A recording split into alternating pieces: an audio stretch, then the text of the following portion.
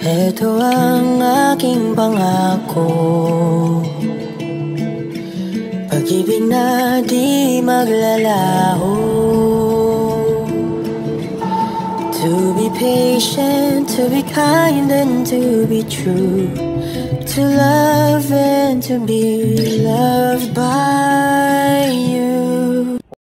Blind Item Ayuda, aktor, ayaw masoktan ng girlfriend. Ito nga ang kwento, gusto sanang i-prank ng team niya ang aktres. At may pa-surprise daw sila sa dulo sa dalaga. Kinuntsaba daw pa nila ang boyfriend nito kaso hindi pumayag sa planong pangpaprank nila sa nobya.